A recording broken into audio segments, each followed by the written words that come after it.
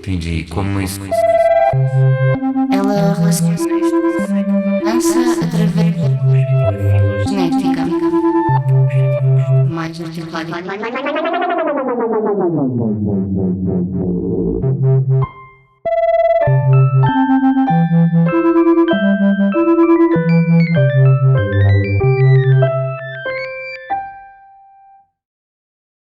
Welcome to the Wording Dances podcast, a lecture series by dance artists who have something to say about what they do. I am your host, Carlos Oliveira, and this is a co-production between Victor Cordon Studios and Parasita Association in Lisbon.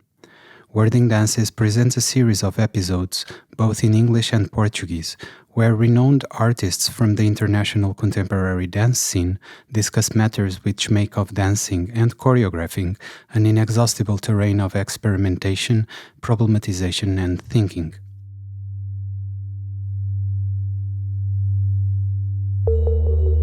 Today we invited deufert&plischke, the artistwin, to read to us from a text which they wrote exclusively for this occasion. Dr. Catherine Deufert and Thomas Plischke have formed the artistwin deufert&plischke in 2001, and in the last 22 years they have realized over 50 theatre projects that deal with artistic production situations and the complex social dynamics of artistic processes. They have created the Anarchive series, the Emergence Rooms, the Anthropic Institutes, the Durcheinander series, and the Dance History Project Just in Time, to name a few of their many outputs. All series of works span thematically wide arcs from the origins of Greek mythology to the pressing questions of our time. How do we communicate in a community of strangers? How do we make decisions together? How do we take responsibility for ourselves and for others? Their works go beyond the boundaries of dance and theatre and deal with individual participation and the social everyday in artistic events. We will now listen to deufert&plischke for about 30 minutes, after which they and I will discuss a bit about the politics and ethics of social choreography in artistic contexts, its modes of occurrence, and in particular the ways in which writing allows for it to take place with specific potentialities and limitations. So please let yourself tune into the listening and enjoy the words.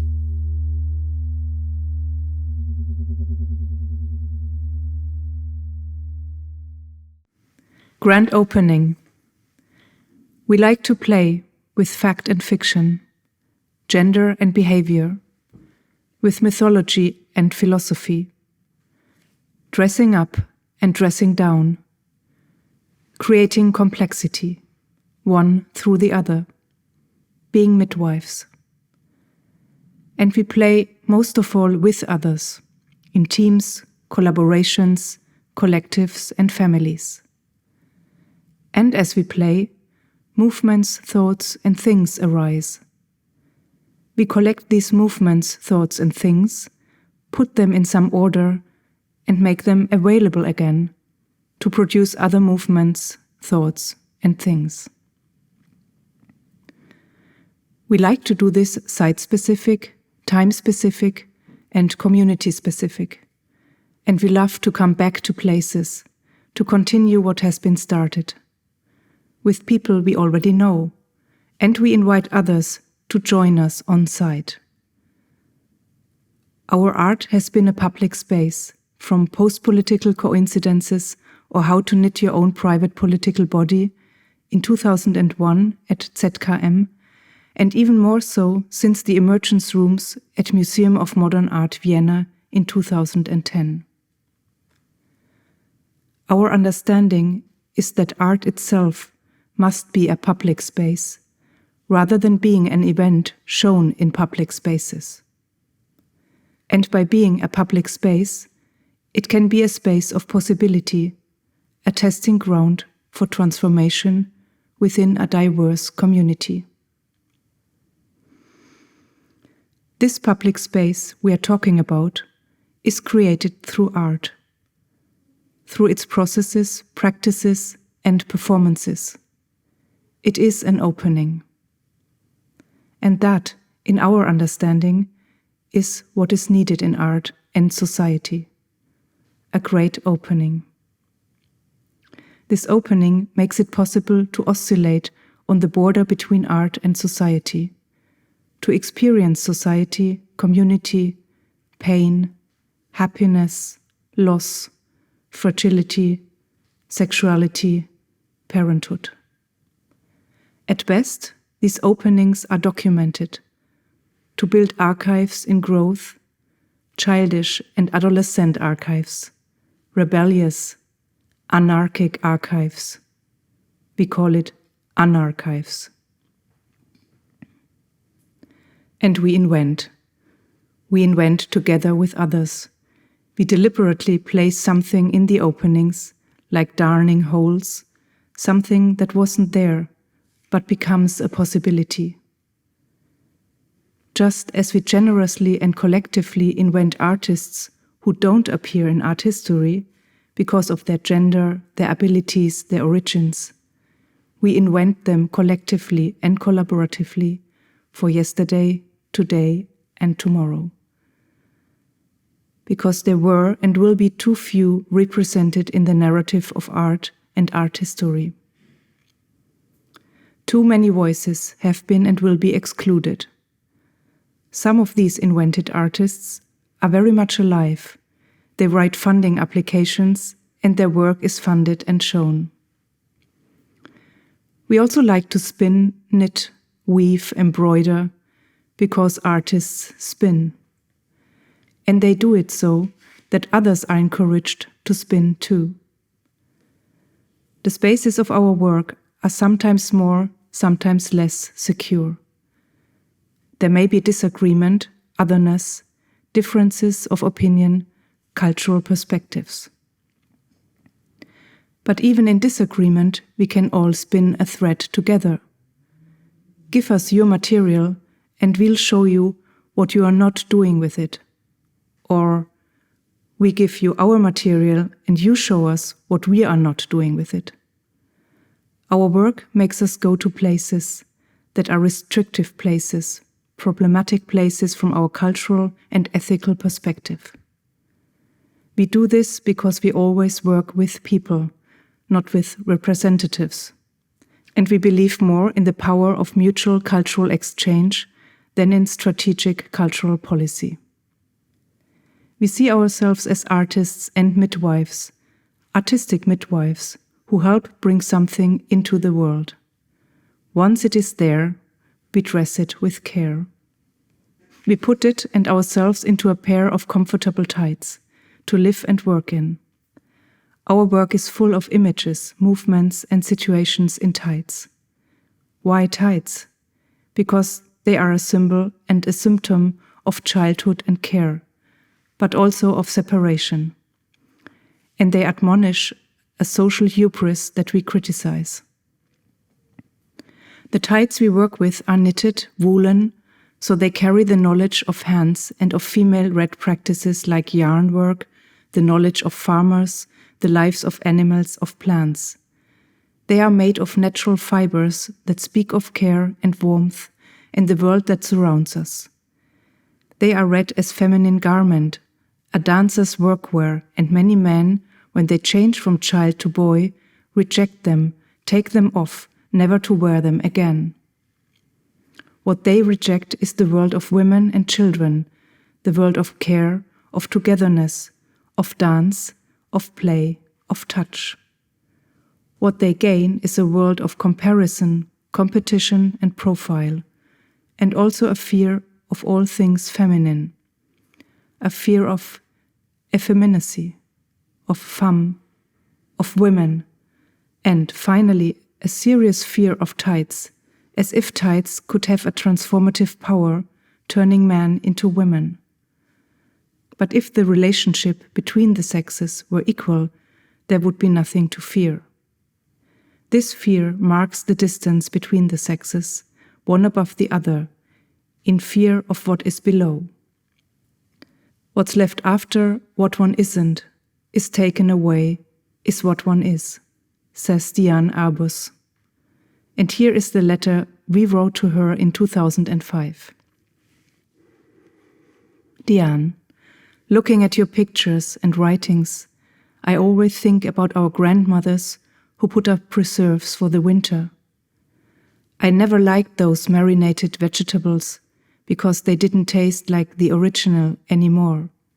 They only produced a sour memory of what they once were. I love your photograph of the identical twins from 1967. 2 girls are standing in front of a white wall, maybe in the courtyard of their parents' house.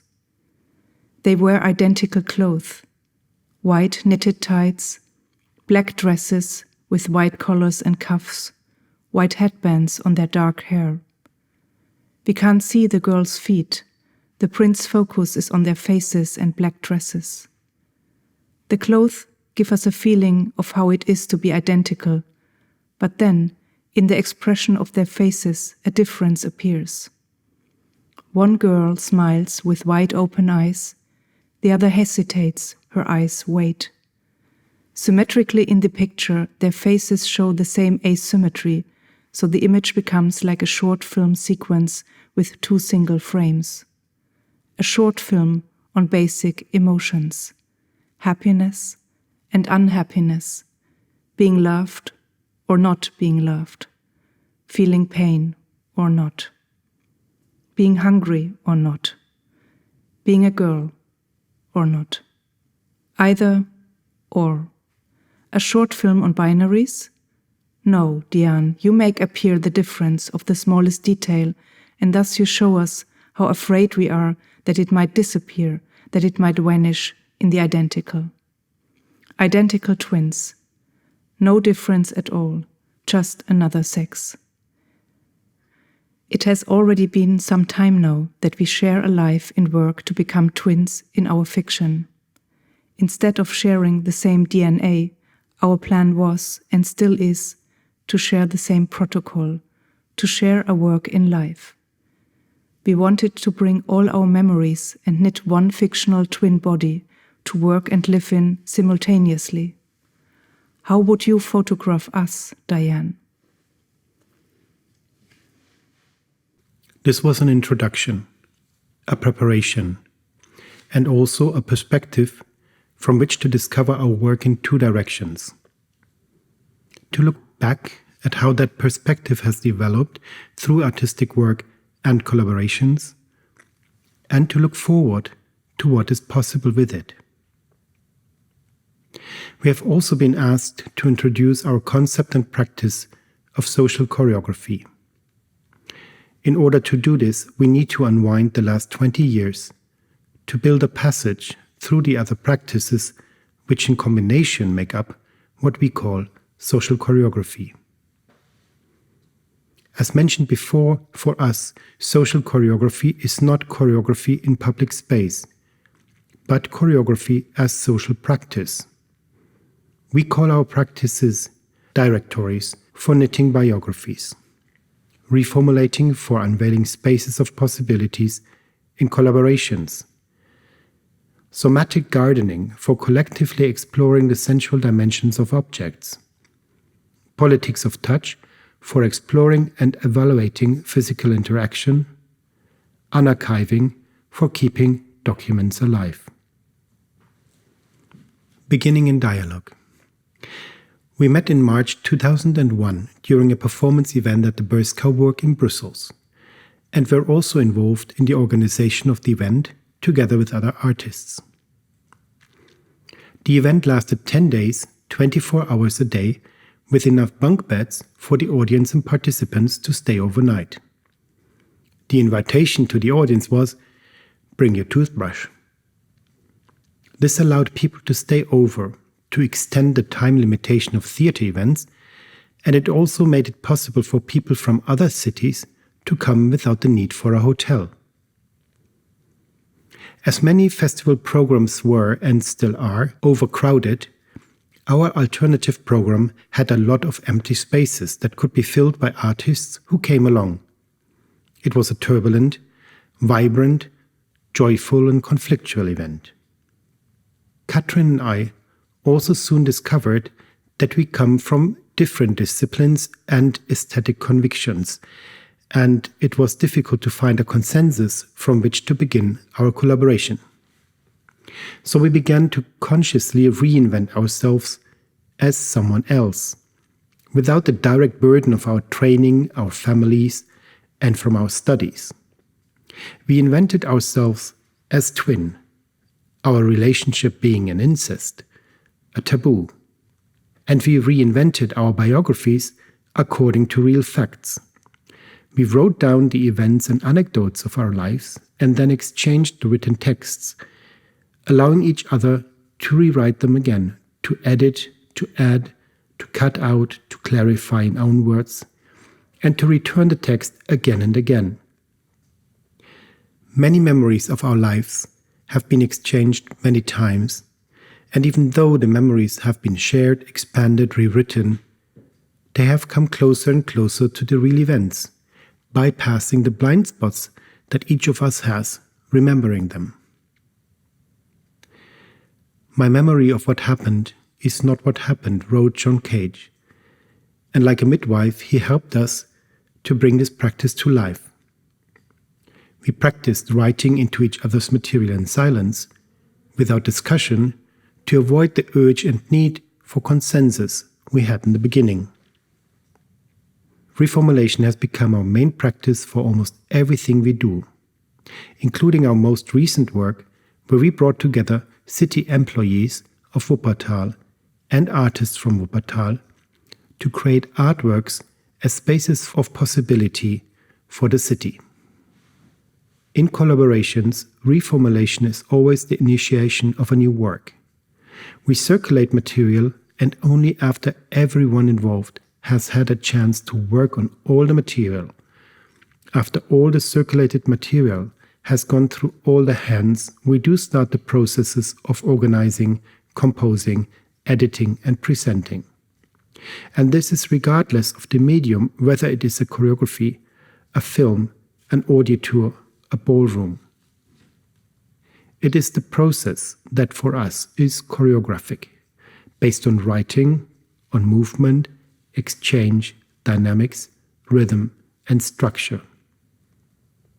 The first process of rewriting began after our meeting in 2001, rewriting our lives and intertwining them with the rewriting of characters from Greek mythology, Europe, Zeus, Hermaphrodite, and others.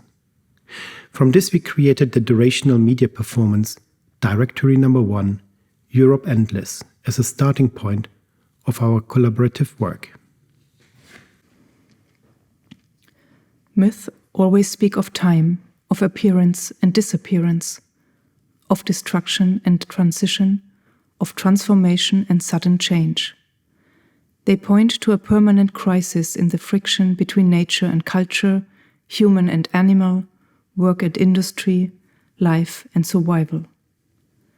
The same frictions that provoke, stimulate, and allow us to think differently about art are in our case a motor to think differently about choreography and composition, about physiological experience, the living experience of time and space, to think about art and composition as a theater of presence and not of presentation.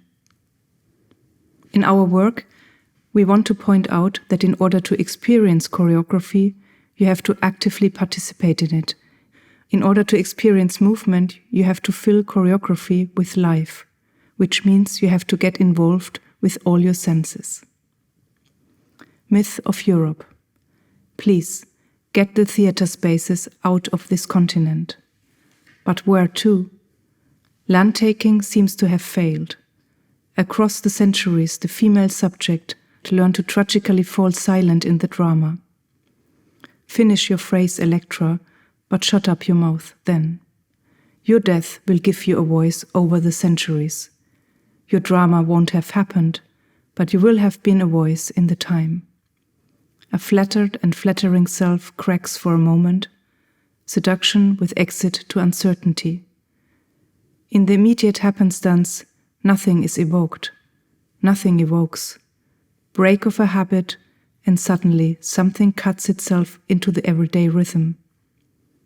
What is left over are feelings of hurting, desire, pardon, despair, promise, drama in the here and now, self-conflict without solution.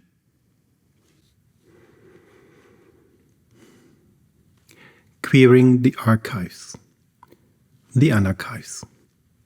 In November 2002, together with Jeroen Peters and Barbara Raas, we curated and organized a 72-hour non-stop event called Be Visible at the Kunstenzentrum Vorreut.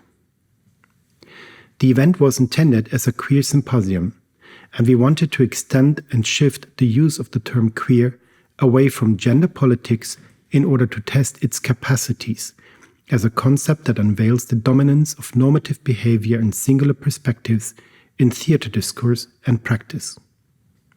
The initial claim is that as long as theater is made and reflected within its own established normative framework, it will continue to recreate and self-legitimize its privileged position. It often only lectures about transformation instead of being an open, transformative space itself, a practice in society. The main stage of the Kunstenzentrum Vorreut was furnished with 80 bunk beds and only used by those who needed a break, to rest, to sleep. But almost every other space in the theater was in constant use for presentations, concerts, lectures, and discussions. Theater buildings often occupy a privileged place in the city, but remain closed most of the time. So we wanted to force the theater to misbehave, to be open to everyone non-stop, to be a radical social space in a city center, to be alive. In our experience, this radical opening can only be achieved if practices become to some extent illegible, provocative in their ambivalence.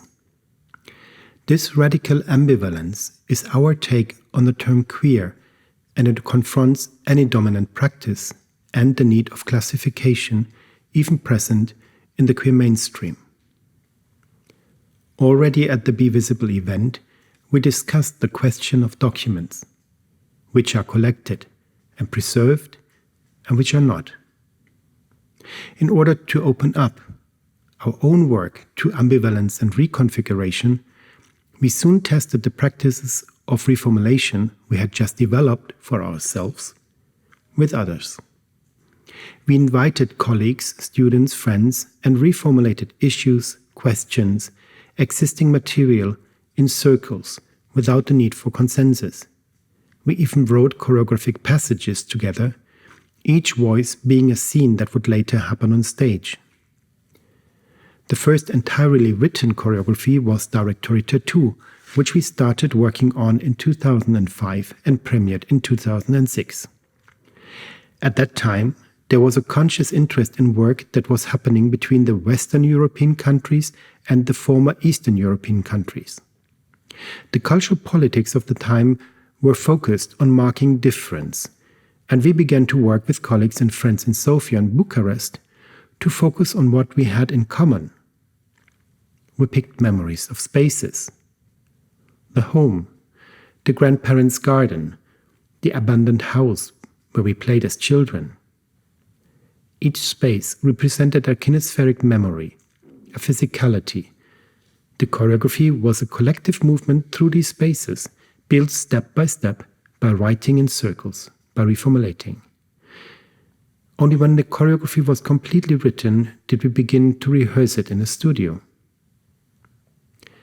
And by then, we had already collected a lot of material through our work. Themes and concepts like queer, family, arachne, Europe, doing nothing, not doing, objects like woolen tights, photographs, and practices like knitting, somatic gardening made up a unique deufert&plischke mixture.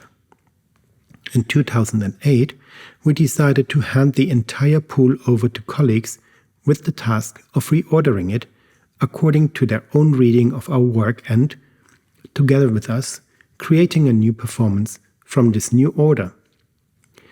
We called this practice Unarchive and named the first one I'm Not a Zombie, already questioning archival practices in the performing arts. It was Jeroen Peters who reordered our material and came up with wonderful new categories like vampirology and abyssology. And out of this reordering, we reformulated together until the concept of the performance emerged. The performance was a literal movement through terms written on cardboard hanging from the rigging tray and concepts laid out on the floor connected by connecting lines. And as we moved along these lines, we permanently bumped into the hanging terms.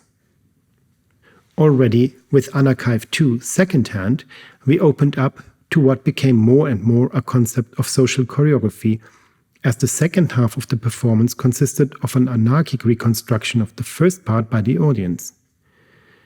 The genealogy of the choreography could always be traced back to the social practice of reformulation, so the same rules that made up the score for the first part of the choreography were written on cards and stuck under the audience's chairs. They were seated around a large area of astroturf in a row on all four sides, so that with one step everyone could become part of the performance. There was no precise order to the rules of the score, and people were encouraged to exchange rules with other members of the audience. The performance functioned as an anarchive itself, a reconfiguration that showed us what was possible with these instructions. Since 2009, Anarchive has been the name for our practices that deal with the recirculation of documents, objects and discourses in order to avoid the establishment of singular perspectives. The Anarchive practice is our artistic response to the question we raised with many artists during the Be Visible event already in 2002. Our aim is to create living archives that never stand still, where documents resist being stored and are distributed to create again and again new choreographies, discourses and objects. We want to challenge the idea of the archive as a conservative institution, and also of the artist ego and the scientist ego that construct canonical universes and claim selections as a reference.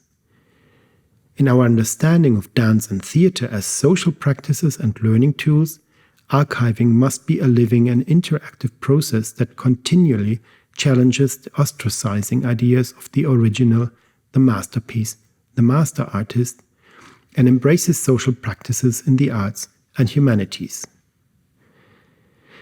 So here we are with social choreography.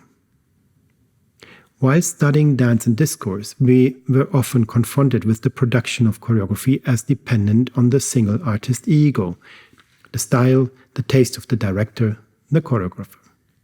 But during our studies, we both developed a strong interest in random operations and mathematical scoring, such as complex interpolations or harmonic superimpositions, rhythmic shiftings. These practices challenge the idea of the singular artistic mind and open up to the complexity inherent in movement material. This is also why our interest in social choreography is not in the social embedding of choreography, but in thinking about the whole artistic processes of choreography, from the initial idea through material generation to composition and performance as a social practice. And for us, it is important that this is not a democratic process in the sense of majority voting or consensus building, but a process into which all the different voices are fed. Reaching out. Choreographing without a choreographer. For us, choreography does not represent society, but is, for a moment, a proposal of it. And as such, choreography is a learning tool for social interaction, asking, how do we want to live together? How do we make decisions together? And how do we deal with disagreement and conflict? The reformulation processes of our choreographies often resulted in simple rules, statements and instructions such as gather several people, lie down together on the dance floor, form a circle of bodies, with each person's head almost touching each other's feet. Lie down in silence for 10 minutes. Communicate the task to the others without speaking. Choreographies such as Instanzen and Konsequenzen are built with around 300 interactive instructions that are handed out at the beginning of the performance. Each visitor is given a different stack of cards with the rule to exchange the card with someone else when the instruction is finished. All the instructions themselves are the result of a collective and collaborative writing process. The instructions include movement, but also rearrangement of the space and props. At no point are people forced to do any of the instructions, but in our experience, it never took long to get the whole space moving. This has led us to apply this practice also to our work with dancers and performers, building choreographies like algorithmic scripts. When someone raises their left arm, circle around them counterclockwise for as long as the arm is raised. When you pass someone to your left, pass the next person to your right. Again, we collectively get a sense of what the choreography can become. We never judge it by how it looks, but only by the structure it builds, aiming for a wide dynamic range. Each time the script is started, it becomes more and more a ritual of dancing together. The code of the choreography is easy to communicate so that people can enter the structure at any time. This is where the practices come together. The social writing process in reformulation, the documentation of the rules in no strategic order as an anarchive, the performance as an open social ritual. Another aspect we consider is the expansion of our practices. While our collective processes remain inclusive, we also aim to avoid limiting who can engage with them. Over the past 22 years, we initiated our work with professional artists and students, but with each new project, our outreach extended to encompass a broader spectrum of communities. We have collaborated with amateur and passionate artists, individuals with no prior exposure to art, children, individuals in precarious living conditions, those afflicted by illnesses, and those requiring special attention. For us, this constitutes an important facet of social choreography already present in the term social choreography. Not social engagement with art, but social and artistic engagement. The act of opening up our practices, extending invitations for participation, and venturing into broader social spheres serves as our response to the inward-focused nature of contemporary identity politics within the field of choreography. It does not expose and define identities or communities, but opens up a space in company, in society. In our approach, the choreographer is not the unique artistic figure and author of an idiosyncratic movement language, but the artist who invites others to write and publish scripts for dancing together, a knitting practice, weaving a social cloth. Weaving togetherness, proximity, intimacy. Elke van Kampenhout writes in her beautiful essay about the artist twin.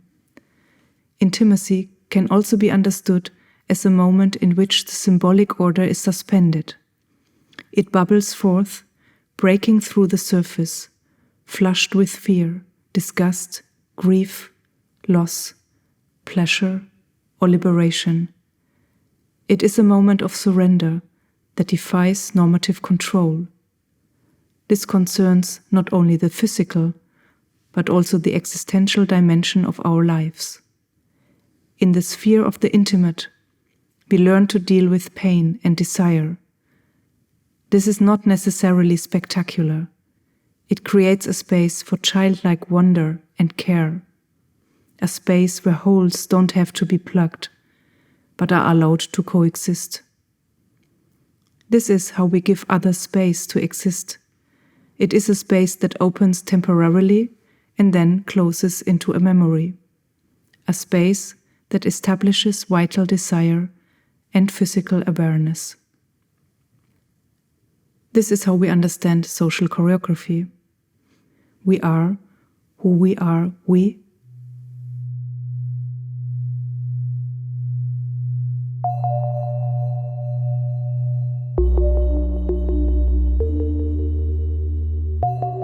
This was the artistwin deufert&plischke, reading from a text which they wrote exclusively for this occasion.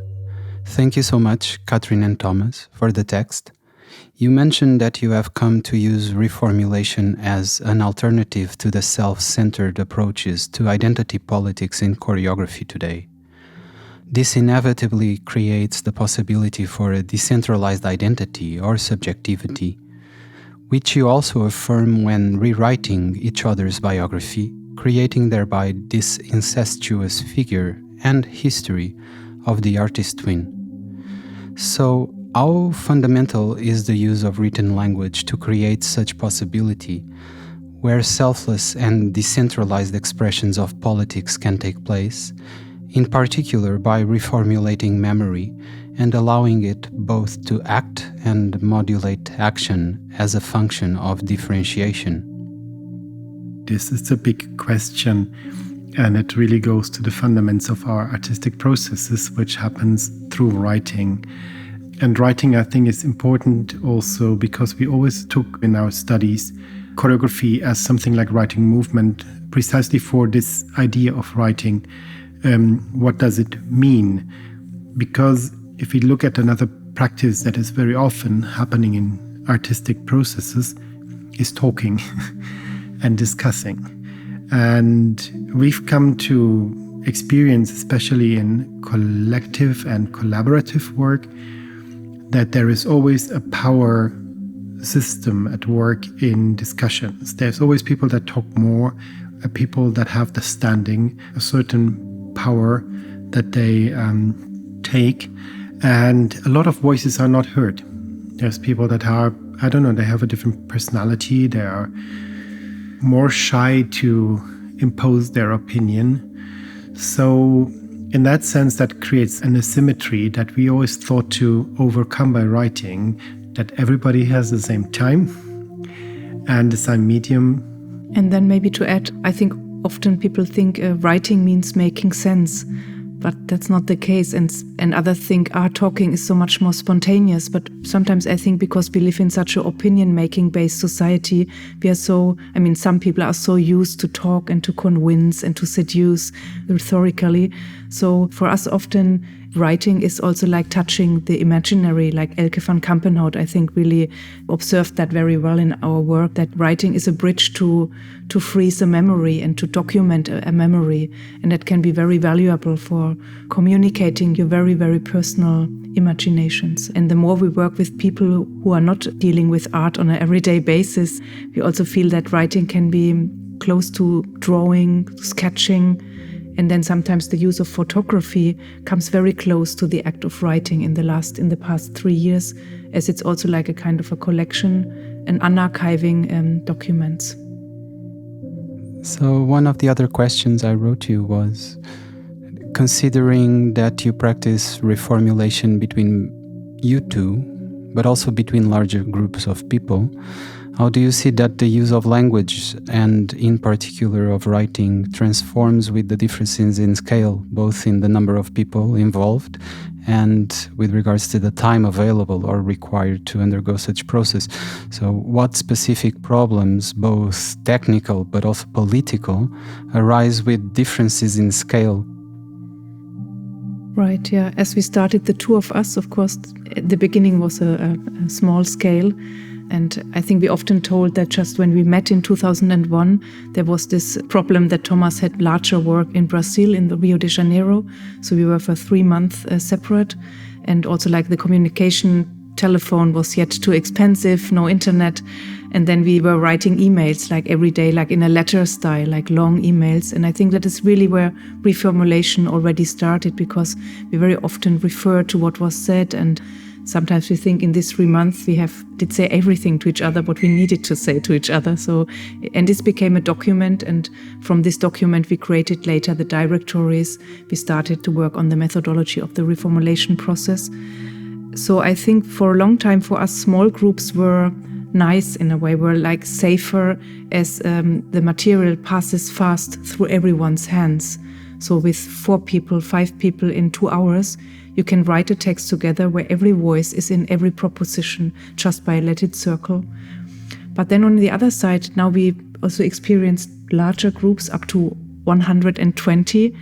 Of course, then you think, oh, it's totally anonymous, but then there is kind of neighborhoods, because like it goes from one neighbor to maybe 3 others. And there's a kind of a structure that it's built there. And when later this we do in workshops, we immediately transfer this into choreographies. We are writing down favorite movements and then learning them or telling them, and then you do them together in duets, trios and quartets. Then you see this kind of really structures in the space, which kind of communicating familiar structures. And that's also very interesting to see. But as the artist twin grows up, gets older, I think we get a bit more patient, and we are not so, I think if you don't immediately wait something to be successful, expect something to be successful, well, then you give much more space and time, and then you are very much open to chaotic processes. So, and sometimes because we don't want to exclude anybody at the beginning, it very often comes, who should come, who can come. We never do auditions. We never say like, oh, you better not, you don't fit. It's awful to do that. So in the beginning, everybody's coming. That's why we have sometimes these big groups, which is also amazing because so much expectations, voices, it's getting loud and chaotic. And I think then sometimes people find out by themselves that now it's getting too crowded, it's too loud. And then you can organize in smaller groups, and then you can do the same processes, small size structured or downscale structured, or you stay in the big group and let the people find out by themselves what is chaotic and what is the good side and the bad side of chaos. And I think art and chaos, they go very well together in social choreography, because that's the world, like it's chaotic and unstructured, sometimes too crowded, not manageable. So don't expect success too much and too fast in art. One of the things that we need to take into account is that in a traditional setup for a theater, there is a big group of audience watching something to another smaller group that does something.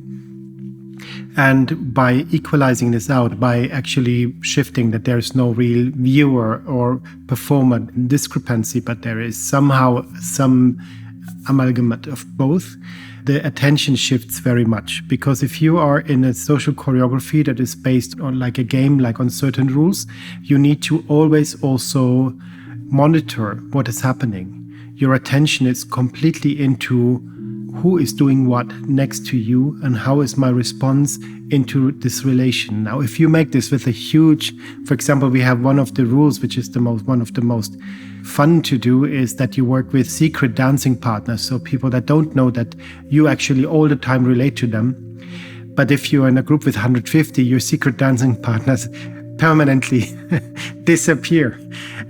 And that can be frustrating. So I think like this is also something that you need to know which rules are actually a rule, for example, that you say like when you pass somebody on the left, you pass the next on the right. You can do with 1,000 people. There's no problem with it. This is a very simple rule, and the monitoring aspect and the observative aspect is not so strong. So I think this depends very much that not all setup of instructions, set of games, setup of conditions, or if-then scripts function for all sizes of groups. And I think that's just the experience we have. So there's just a different complexity for a small group. You refer to the case when, to generate a social choreography involving audiences, you hand out instructions to be performed. And I was thinking that in the grammatical structure of our languages, especially our Indo-European languages, this comes many times in the form of an imperative, the imperative form of the verb used to instruct. So I was wondering, how do you see that such form conditions the very relations which arise while performing choreographies together? And which non-imperative means do you see as an alternative, maybe not to generate the same kind of choreographies, but different ones? I think we learned a lot within the last 20 years, because in the beginning there were workshops where people really said like, no, you cannot tell me what to do, don't stop it, it's awful, it's totalitarian processes. We had really big discussions. But then I think we avoided certain mistakes. So never start with this kind of imperative, this kind of do this, but first create a space of communication in the sense of you don't have to do anything here. You can always say, I'd rather not to.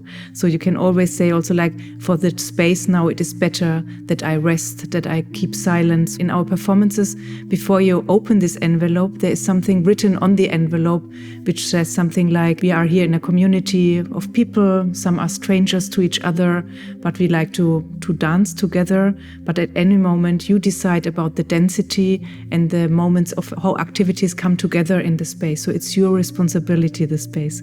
Of course, this is a kind of a hidden imperative also, but it's a bit nicer, maybe nicely wrapped into something. But I just want to say, like, at any moment, people can decide to do or not doing it. But also, I think, like, our inspiration comes a lot from scripting, like in computer language. So it's much more like the trigger response format and I think very soon you become aware that your response will also trigger somebody else.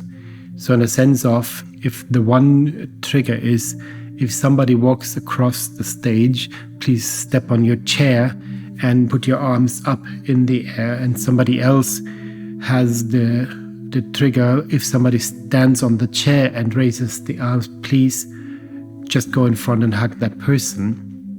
And that many chains that are interconnected. The idea is that it is not so much imperative and the result would be a choreography. It is more sensibilization of the choreographic, which means how actually structure is built in between people, forms, bodies, times, rhythms. And at any time, you don't have to do it. That just means that one trigger line is not happening, but others are happening that you can observe. So I think that gives very fast a sensation and a freedom, because you will find out, if I don't do it, it doesn't change anything. Things are still happening. And I think that is the liberation that we also found out, that more and more think of giving markers of space. If this happens, then the space is small in the corner. If this happens, it's the whole space. Simple rules that even if you just observe, you can see that, yeah, sure. Now it's over there. And, oh no, now it's all over the place. And you become a sense for the choreographic, or even at this moment, not for performance, but for the performative at that very moment. Because on a certain moment, all these pieces, like Elke van Kampenhout even writes it, is like they're endless. They could like just go on forever and ever. There would be no end.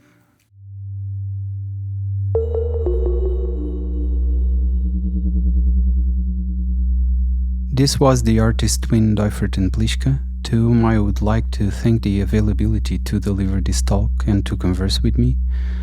We will soon publish some new installments in this lecture series, so if you wish to know more about the up-and-coming releases, please follow Victor Cordon Studios and Parasita Association on social media, websites and streaming platforms. I would also like to thank you for being there, listening, and I hope you can join us in the following episodes. This is all for today. Thank you so much. Entendi como isso. Ela relaciona dança através da genética mais articulada.